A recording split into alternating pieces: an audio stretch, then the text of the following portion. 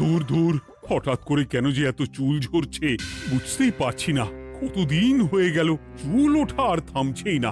না, এমন হতে থাকলে তো মাথায় টাক পড়ে যাবে। না না না, আজ রাজবৈদ্যের কাছে পরামর্শ নিতে হবে। কি ব্যাপার মহারাজ, আজ আপনাকে এমন চিন্তিত দেখাচ্ছে কেন? জীবনে বড় দুঃখ গোপাল, মন মেজাজ একদম ভালো নেই। সে কি, কি হয়েছে মহারাজ? গোপাল থাকতে দুঃখ কিসের? আর বলো না, মাথার চুলগুলো আজকাল ঝড়ে পড়া পাতার মতো পটপট করে ঝরে যাচ্ছে। আমি তো জানি কেন এমন হচ্ছে, কিন্তু এখনই মুখ খুললে চলবে না। আর একটু বেশি বিপদ বাড়লে তখন মাঠে নামবো। তাই বলুন। এ তো খুব ছোট ব্যাপার, চুল ঝরলে টাক পড়বে, আর সেটা পড়া কত ভালো জানেন? কথায় আছে, যত বড় টাক তত বেশি টাকা। তুমি চুপ করো তো বাপু। যদি টাক থাকলেই টাকা হতো, তাহলে তোমার টাকা কোথায়? যেটা বোঝো না সেটা নিয়ে কথা বলো না। তাই না তাই, মহারাজের ঝরছে চুল, চিন্তার ভাঁজ মাথায়। গোপাল যতই চেষ্টা করুক, চিড়ে ভিজবে না কথায়। তোমরা সকলে থামো তো দেখি। ও রাজবৈদ্য, তুমি এর কিছু উপায় বলো। আগে মহারাজ, অনেক সময় দেহে ওই লৌহের পরিমাণ কমে গেলে এমন চুল ঝরে।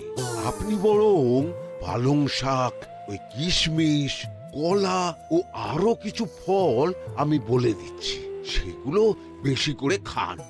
আচ্ছা আচ্ছা আচ্ছা, তবে তাই করে দেখি।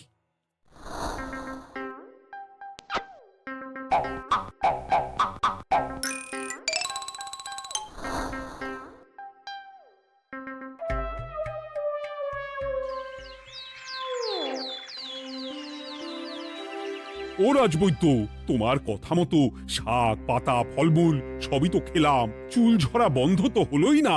তো জানতামই এমন হবে। কিন্তু মহারাজ, এমনটা তো হওয়ার কথা নয়। কিন্তু হচ্ছে তো। আরে আমার সাধের চুল, কোথায় চলে গেলি সব? এর জন্য তুমি দায়ী। তুমি এর জন্য শাস্তি পাবে বৈদ্য। আমাকে আমাকে ক্ষমা করে দিন মহারাজ, এমনটা হবে এ তো আমি ভাবতেই পারিনি। কিছু মনে করবেন না মহারাজ, ছোট মুখে বড় কথা বলছি, কিন্তু সত্যি এখানে রাজবৈদ্যর কোনো দোষ নেই। ওকে শাস্তি দেওয়াটা ঠিক হবে না মহারাজ। দেখেছেন মহারাজ, গোপালের সাহসটা দেখেছেন? আপনার মুখের উপর কথা বলছে। তা বলি, তুমি যখন এতই বোঝো, তাহলে নিজেই একটা আস্ত লোহা খেয়ে দেখো না, তোমার মাথায় চুল গজাচ্ছে কিনা। ঠিকই আছে, এসব মূর্খের মতো কথা কেবল আপনার থেকেই আশা করা যায় মন্ত্রী মশাই। মহারাজ, আপনি বিচক্ষণ মানুষ, আমার শুধু অনুরোধ, আরেকবার ভেবে দেখবেন। ঠিক আছে, রাজবৈদ্যকে আমি শাস্তি দেব না, কিন্তু সকলের জন্য আমার একটা ঘোষণা আছে। কি ঘোষণা? আমার এই কঠিন সমস্যা যে দূর করে দিতে পারবে, তাকে আমি বিশেষ পুরস্কারে ভূষিত করব। এই তো পেয়েছি, এই সুযোগ কোনোভাবেই হাতছাড়া করা চলবে না। এবারের সমস্যাটা সত্যি বেশ কঠিন। কি করলে যে মহারাজের চুল পড়া বন্ধ হবে সেই উপায় মাথাতেই আসছে না। হঠাৎ করে কেন যে এমন হলো কে জানে।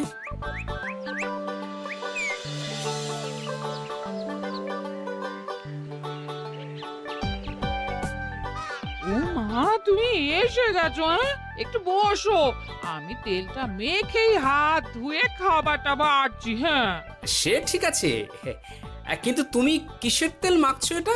কি আবার মাথার চুলের তেল? এখানেও চুল, ওদিকে মহারাজেরও চুল ঝরে পড়া নিয়ে আমরা সবাই হিমশিম খাচ্ছি গিন্নি। আরে, মহারাজের অত সুন্দর কালো চুলগুলো ঝরে যাচ্ছে, এ তো ভারী দুঃখের কথা। সে আর বলতে। ওই জন্যই তো আমি বাবা মাথায় এই জড়িবুটি তেল মাখি। এতে চুলের গোড়া শক্ত করে, চুলকে ভালো রাখে, নতুন চুল গজায় সব। হ্যাঁ। কি কি বললে? নতুন চুলও গজায়? সত্যি? হ্যাঁ, বাহ, তাহলে আর চিন্তা কি? আমাকে এই তেলটা একটু দিতে পারবে গিন্নি? মহারাজকে দিয়ে আসি। উনি বলেছেন যে ওনার সমস্যা দূর করতে পারবে তাকে উনি পুরস্কার দেবেন। উমা, এই তাই নাকি? এ তো দারুণ ব্যাপার গো। নাও নাও নাও, তেলখানা নিয়ে মহারাজকে কাল দিয়ে এসো তাহলে। আর জানিয়ে দিও, দিনে 2 বার কিন্তু তেল মাখতেই হবে। হ্যাঁ, আচ্ছা, ঠিক আছে।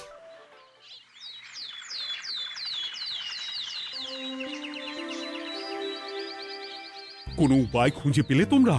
আগে মহারাজ, আমি আপনার জন্য নকল চুল বানিয়ে এনেছি। যতদিন আপনার চুল পড়া বন্ধ না হচ্ছে ততদিন আপনি এটা পরে ব্যবহার করতে পারেন। সে তো বুঝলাম, কিন্তু নকল চুল তো আর আসল চুলে জায়গা নিতে পারবে না বিজ্ঞানী। আসল চুলের কথা ভেবে আমি আপনার জন্য কেশুত্তে পাতা এনেছি মহারাজ। আচ্ছা বেশ। তা গোপাল, খুব তো আগের দিন বকবক করছিলে, তুমি কি এনেছো শুনি? সেটা যথাসময়ে দেখতে পেয়ে যাবেন মন্ত্রী মশাই। এটা জড়িবুটি তেল মহারাজ। আমি এটা আপনার জন্য এনেছি। এতে নতুন চুল গজায় আর চুলের স্বাস্থ্যও ভালো হয়। আমার গিন্নিও ব্যবহার করে এটি, তবে দিনে 2 বার করে মাখতে হবে, তাহলেই ভালো ফল পাবেন মহারাজ। বাবা, তাহলে তুমি কেন মাখো না? আচ্ছা, আপনার সমস্যাটা ঠিক কোথায় বলুন তো মন্ত্রী মশাই? মহারাজের জন্য কিছু আনলেও কথা শোনান, না আনলেও কথা শোনান। সত্যি তো মন্ত্রী, কেন তুমি সব সময় গোপালের পিছনে পড়ে থাকো বলো তো? এরা তো তাও সবাই কিছু না কিছু আমার কথা চিন্তা করে এনেছে, তুমি তো সেটাও করনি। না, আসলে মহারাজ, আমিও ভাবছিলাম আপনার কথা, কিন্তু থাক, বুঝেছি। আহ, দারুণ। তেলের গন্ধটাও খুব সুন্দর। গোপাল, তোমায় অনেক ধন্যবাদ। আশা করছি ব্যবহার করলে খুব ভালো ফল দেবে। একদম দেবেই মহারাজ। দূর বাবা, ভেবেছিলাম এক, হলো আর এক। কোথা দিয়ে যে গোপালটা মাঝখান দিয়ে এসে নাক গলিয়ে ঢুকে পড়ে, খুব শক্ত পুরস্কার নেওয়ার। দেখাচ্ছি মজা।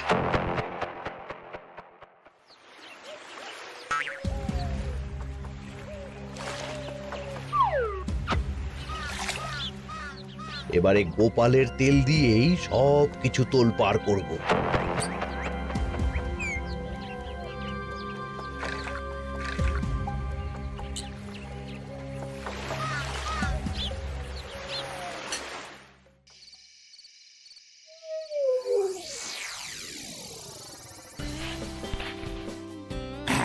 ব্যাস, হয়ে গেল 2 বার মাখা।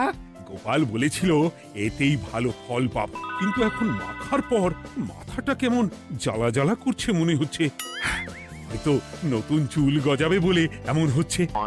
কাল সকালে বোঝা যাবে। এতক্ষণে বোধ হয় ছোট ছোট চুল গজিয়েই গেছে।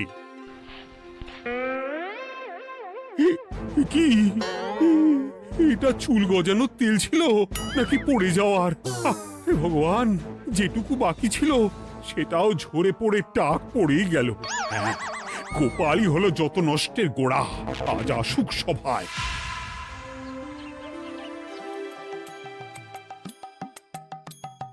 এই যে এখন এলেন উনি। ও কি মহারাজ, আপনি এমন কাপড় মাথায় জড়িয়ে বসে আছেন কেন? তুমি আর এমন প্রশ্ন জিজ্ঞাসা করো না গোপাল, তোমার দয়াতেই মহারাজের এমন অবস্থা। মানেটা আমি তোমায় দেখাচ্ছি, দাঁড়াও। এই যে গোপালের দেওয়া তেল মেখেই আমার এমন হয়েছে, আর তার জন্য আমি তোমাকে কোনোদিনও ক্ষমা করব না গোপাল। বিশ্বাস করুন মহারাজ, আমার গিন্নিও মাখে এই তেল, কিন্তু এমন কিছু তো এখনো পর্যন্ত ঘটেনি। আমি আর কিচ্ছু শুনতে চাই না। আমার মাথা ভর্তি চুল আমি ফেরত চাই। যতদিন না আমার মাথার সব চুল ফিরে আসছে ততদিন আমি তোমার মুখও দেখতে চাই না। মহারাজ, আপনার কোনো চিন্তা নেই, আমি তো আছি। এবার এই সমস্যার একটা সমাধান আমি করেই ছাড়বো। কি ব্যাপার, মন্ত্রী মশাই এত লাফাচ্ছে কেন? এসবের পেছনে আবার ওনার হাত নেই তো? না, ব্যাপারটা পরে দেখতে হচ্ছে।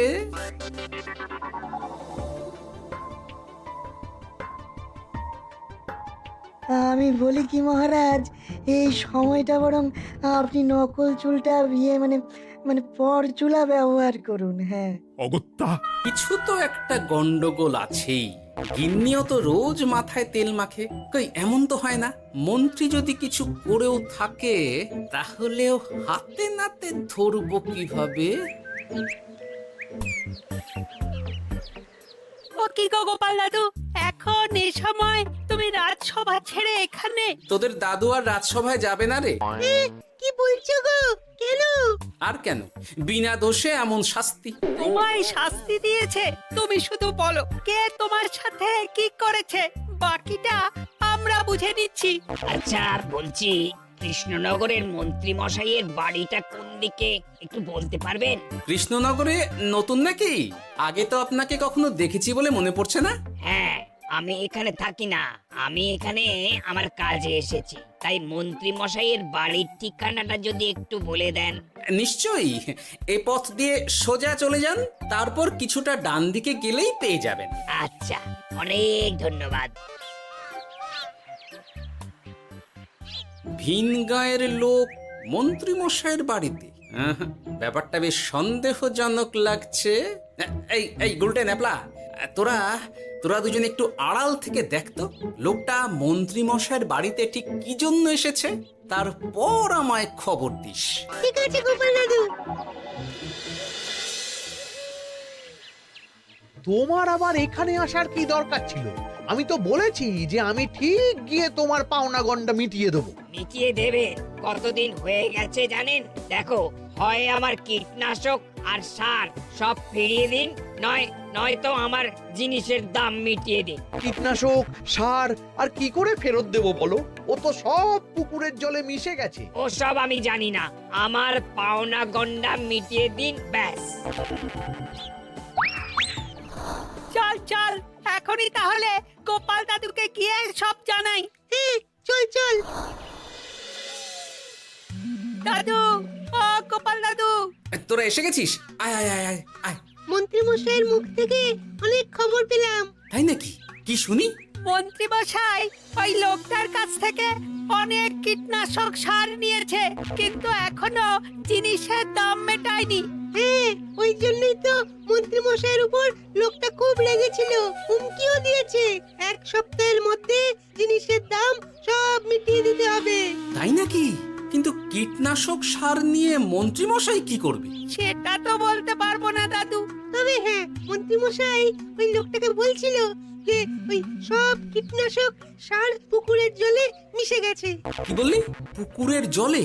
আচ্ছা, এবার দুয়ে দুয়ে 4 করা গেল। অনেক ধন্যবাদ রে তোদের। বল বল, তোরা কি খাবি? কিচ্ছু লাগবে না গোপাল দাদু, তবে ভোলা ময়রার মিষ্টি খাওয়ালে। আচ্ছা আচ্ছা। কি করে যে মহারাজকে আসল ব্যাপারটা বোঝাই, কিছু তো একটা উপায় বের করতেই হবে।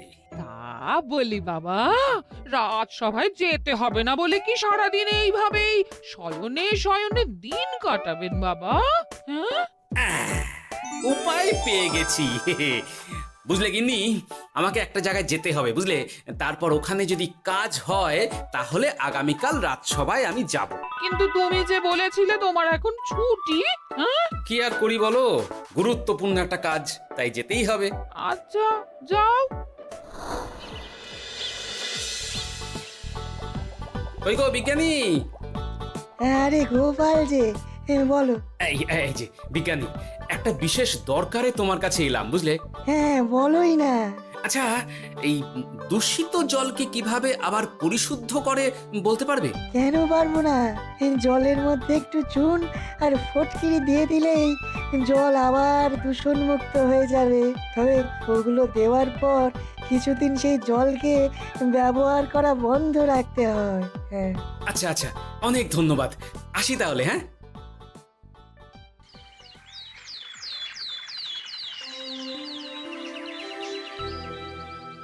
ছায়া পড়েছে, ছায়া পড়েছে, আমি বেশ বুঝতে পারছি তার ছায়া পড়েছে এখানে। কার ছায়া পড়েছে? আজকাল তোর মাথা থেকে অনেক চুল ঝরে পড়ছে, তাই না? আগে হ্যাঁ সাধু বাবা, আপনি একদম ঠিক কথা বলেছেন। ও বাবা, এ আবার কোথা থেকে উদয় হলো? আরে আমি একা গিয়ে সেই স্নানের পুকুর পরিদর্শন করতে চাই। যথা আজ্ঞা বাবা।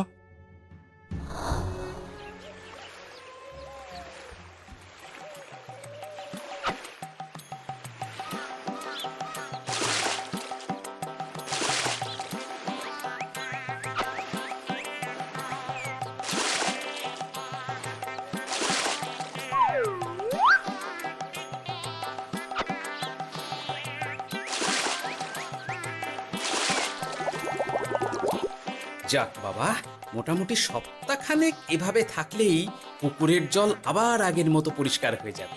এবার শুধু মহারাজকে একটু বুঝিয়ে বললেই হয়ে যাবে।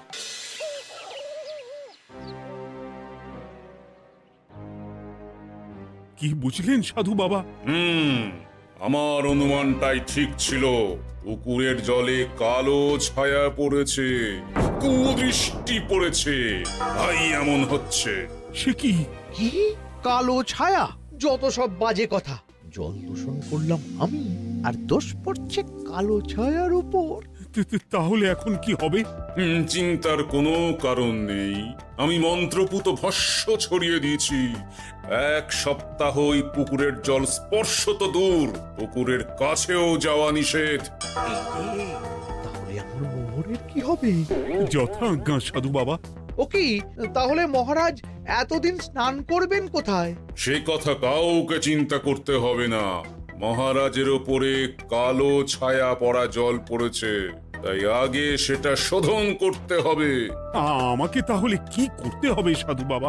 আমার শিষ্য গোপাল আমাকে আগেই এই বিষয় জানিয়েছিল। আমি তার হাত দিয়েই তোর স্নানের জল পাঠিয়ে দেব। তাই আগামী 1 সপ্তাহ সেই জল দিয়েই তোকে স্নান করতে হবে। কি গোপাল? দেখছো তো মন্ত্রী, গোপাল আমাকে কত ভালোবাসে। আমি ওকে কত কথা শোনালাম, কিন্তু না না না না, কাল থেকেই আমি আবার গোপালকে রাজসভায় ডেকে আনবো। আমি আসছি, আমার কাজ হয়ে গেছে। আর হ্যাঁ, তোর স্নানের পুকুরের চারিদিকে প্রহরীর বন্দোবস্ত কর। কাক পক্ষীও যেন ওখানে প্রবেশ করতে না পারে। আচ্ছা বাবা, আচ্ছা।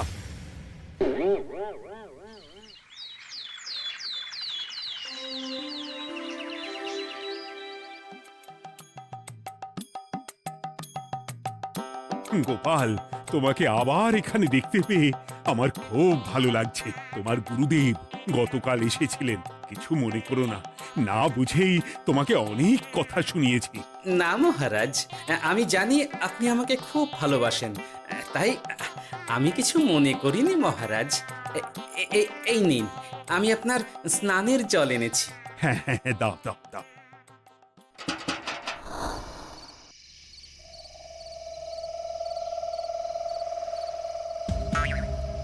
ও বাবা, পুকুরের কাছে যে গিয়ে দেখবো সেও উপায় নেই। চারপাশে প্রহরীতে ভর্তি। তাহলে কি সত্যি সত্যি কালো ছায়া পড়েছে? ভালোই হলো, পাওনাদারকে বলে দেবো কীটনাশকটা জালি ছিল। হি হি।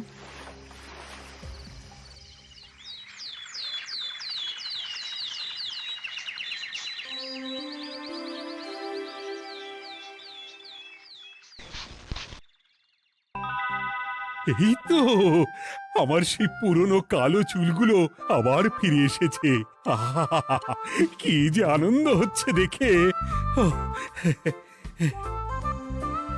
আজ 1 সপ্তাহ সম্পূর্ণ হলো। গোপালের জন্য আমার স্নানের পুকুর থেকে কালো ছায়া দূর হয়েছে।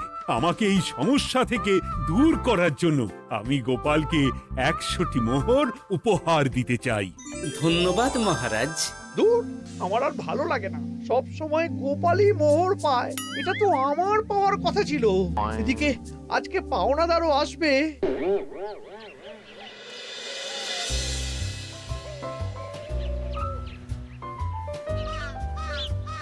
গোপাল দাদু, ওই লোকটা এসে গেছে। আচ্ছা, আসছি। এটা তো মন্ত্রীর বাড়ির দিকে রাস্তা। আমরা তাহলে ওদিকে কেন যাচ্ছি গোপাল? আপনার পুকুরের আসল রহস্যটা কি সেটা আপনি জানবেন না মহারাজ? মানে? নিজের চোখেই দেখুন, তাহলে বুঝতে পারবেন। আর একটু সময় দাও আমায় ভাই, এমনিতেও তোমার কীটনাশক কোনো কাজের নয়। কি এখন এসব কথা আর একদিনও সময় দিতে পারছি না। একটু বোঝো, একটু। সব আমি মহারাজের পুকুরের জলে মিশিয়ে দিয়েছি। মন্ত্রী, তুমি তাহলে সেই কালো ছায়া? মহারাজ, আপনার পর্দা ফাঁস হয়ে গেছে মন্ত্রী মশাই। তুমি তাহলে সবটা জানতে? একদম প্রথম থেকে। রে, খুব জোর ফেঁসেছি। এদিকে পাওনা আর ওদিকে মহারাজ, এইখান থেকে কেটে পড়তে হবে। ই! গন্ডগোল করে আবার পালানো হচ্ছে কবে রে? বলো, কেন করেছিলে? মহারাজ, আমি ভেবেছিলাম আপনার সব চুল উঠে গেলে আমি আপনার কাছ থেকে চুল গজানোর ওষুধ দেওয়ার নামে অনেক টাকা লুটবো। কিন্তু সেই ভাবনা ভাবনাই থেকে গেল, সেগুড়ে যে বালি হয়ে গেল। ভাবা যায় চুলের জন্য চুলো চুলি, হ্যাঁ?